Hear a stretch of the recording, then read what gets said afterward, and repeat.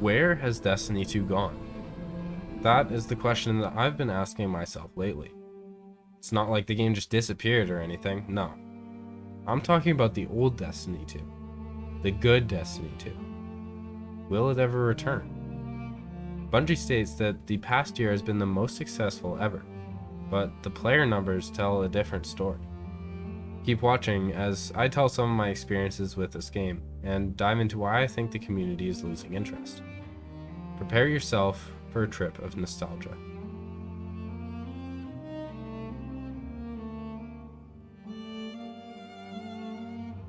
Just quickly before we get started, I'd like to thank everybody who provided me with trailers, gameplay, or cutscenes for this video. I will list all of their channels here and in the description as well. Before my first gaming system, my friends told me about this game called Destiny. The first one, of course, Destiny 1. The thing that I was always told about was specifically the guns. I'm sure that everyone has this one friend in school or wherever that just exaggerates and blows everything out of proportion. Of course, he was the one who told me about how hard it was to get different weapons, described the bosses, and really how the game felt. He described guns like the 1000-yard stare and Ice Luna as god weapons that I already wanted to get without even playing the game. The only reason that this is important is because it gave me this great picture of what the first Destiny was. And then, out of nowhere to me, without me having any knowledge, came Destiny 2. The city is secure. Do you see all that I have done? The war's over. Humanity never deserved power.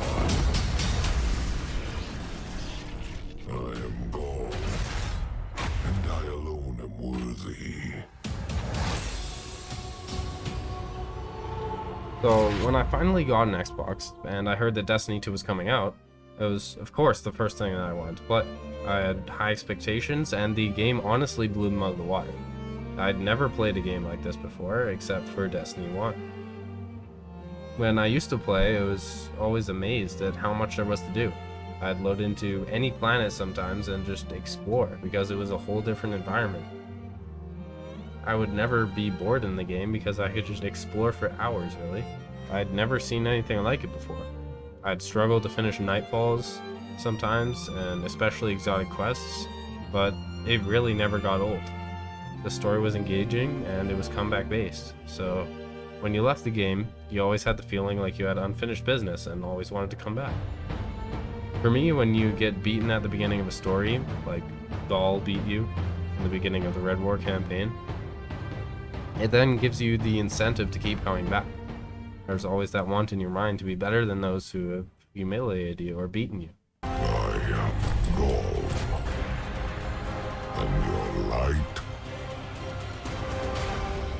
is mine. For this reason, I think that the original Red War campaign and Forsaken campaign as well were the best that Bungie's ever delivered. Even when you finally do get the taste of victory, when the Traveler helps you defeat Gaul as a god, it was still just the beginning. There were still two more storylines to pursue, Curse of Osiris and Warmind. And after Forsaken, there was still the Shattered Throne dungeon and the Last Wish raid. Lots of content there. You may hear a lot of people say that the launch of Destiny 2 was not the greatest because it focused more on story missions than endgame content. But the reason that I'm saying the Red War campaign and the start was kind of good for me is because by the time that I started playing, the Forsaken campaign was already out. So when I played, there was so much content to discover, and that's basically I'm trying to say here. I'm not going to comment too much on the New Light experience at this point because everyone knows it's the worst part of Destiny. I know that if I started playing while the New Light story was active, by myself especially, I would have definitely stopped playing. I'll never forget the first time that I played though. I loaded into the first Mars mission when the planet still needed to be discovered. I had my first exotic in hand from redeeming the code that came with the game, one objective in mind. find out what was out there, since I knew nothing about the game. The planet greeted me with a wasteland of frozen cliffs with only one clear path, into a cave. As I got closer to the enemies, I took out my cold heart and just went to town, soon realizing that I couldn't even damage a thrall with my most powerful weapon. It really took me back because it just put into perspective how good I would have to get, and how big the game was. Many hours, Rikakis guides, and story quests later, I remember hearing about a weapon called the Whisper of the Worm. I didn't know how to get it. All I knew was that it looked awesome and did a lot of damage. Back then, that was all I cared about. And really, it was how to get the gun that was truly special. It didn't take long to find a video on YouTube explaining everything. As all players whose friends never picked up the game, or just play alone would know, the first thing I tried was to solo it. First finding out the complicated way to get through the portal and enter the mission, to getting almost no progress and the time running out, to finally looking up a guide. When seeing the guide, I thought that it might be impossible. I remember thinking, how can you get this good at a video game?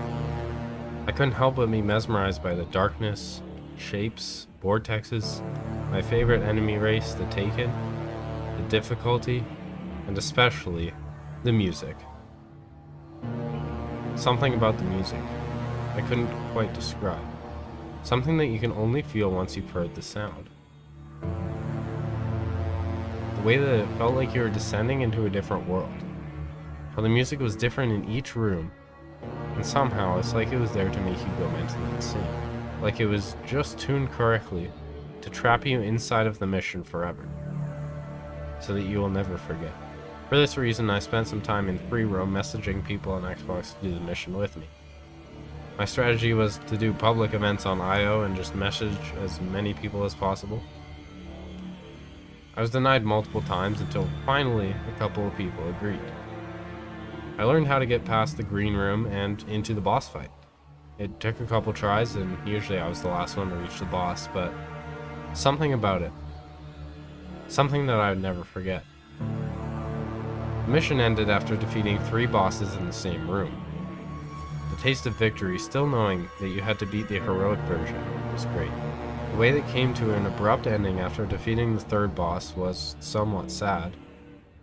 Not in the way that the mission needed more, but in the way that you wanted more. To explore further, even though you had the final reward. Something just felt unfinished. I have to say that my favorite times in Destiny were when my friends finally agreed to play the game, and we all went through the secret missions together. Whether it was Whisper or 0 Hour to get Outbreak, there was something special about them. The clock slowly ticks down as you fight your way through enemies and puzzles, with the one end goal in mind.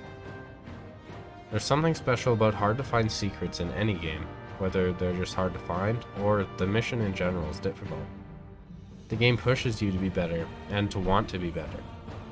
There's no use leveling up if you don't want to. You should level up or keep playing because it's fun, or because there's an end goal. Secret missions that are difficult provide so much to a game, in my opinion. Challenge itself provides so much to a game. Not simulated difficulty or restrictions that you have to put on yourself to make the game hard, but just raw challenge.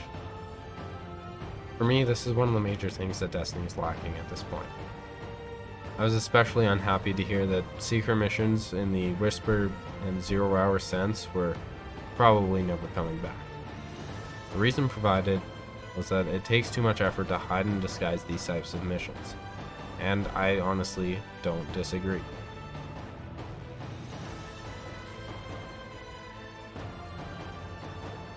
As secret missions are my favorite part of the game, just because something's hard to do doesn't mean that it shouldn't be done.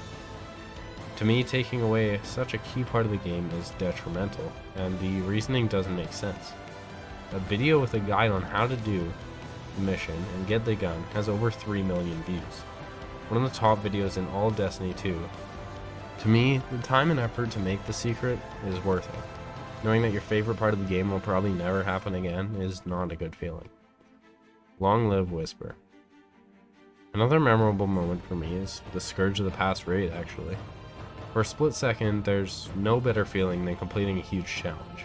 Just simply knowing that you've overcome something that you originally never thought to be possible. Sometimes even being the first to do something. That's why Destiny has so many players and viewers only on specific dates. Day 1 raids. The peak of Destiny. The one thing that keeps players coming back and brings players in. The idea that anyone could have the chance to claim worlds first. It's what excites me and most people.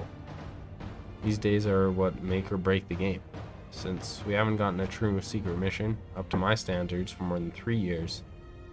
Day 1 raids do most of the heavy lifting. Recently, viewership and participation in Day 1 raids has been increasing. There's no doubt that this is the best and most exciting thing Destiny 2 does every year. Sometimes it happens twice a year, and sometimes it doesn't even happen in a year.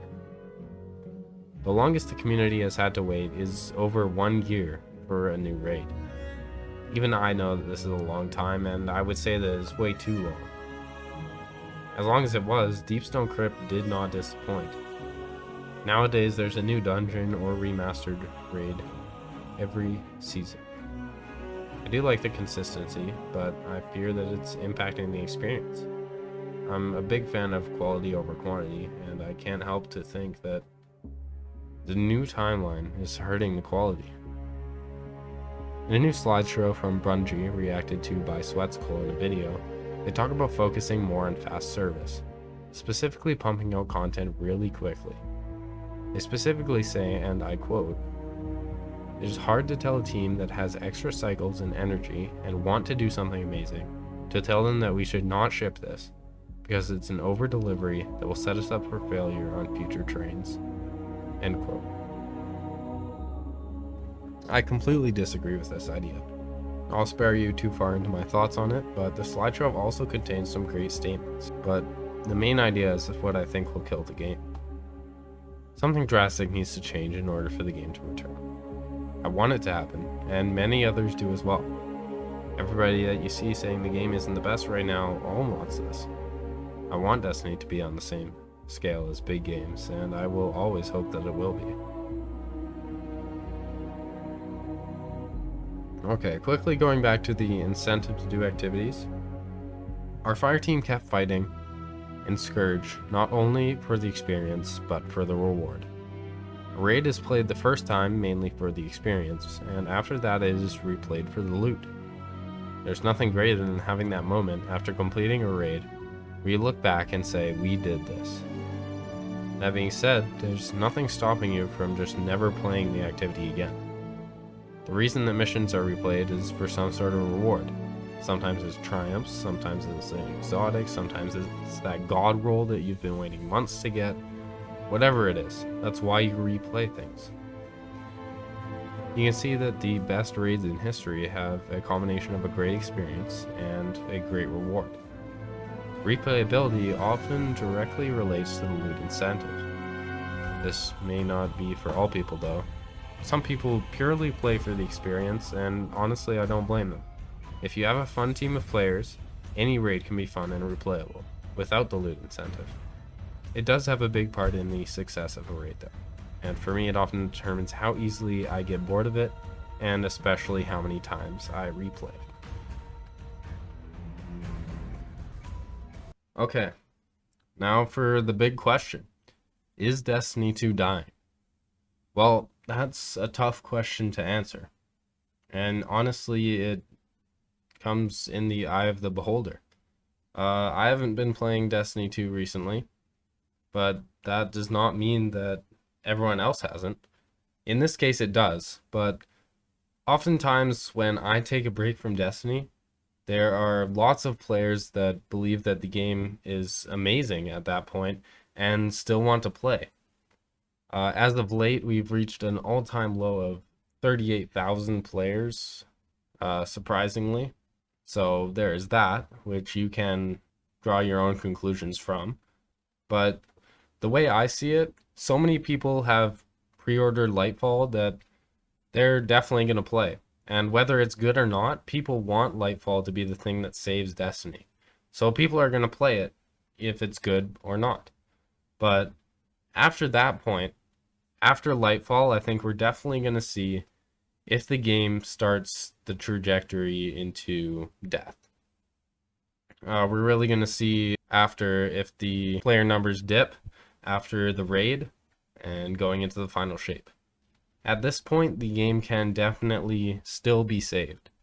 And I think the game is dying, but after Lightfall and the final shape, we can really tell if it really is dead. But at this point, it still can be saved, and there are some saving graces to the game. The new mission that has come out for whatever exotic weapon it was that just came out while I was filming this video. I have not played it yet, but I've heard that it is good, and it's the best mission we've gotten since, what is it called? Whisper and 0 Hour. That's what I've heard anyway. So we could start seeing the game go back on the uptrend.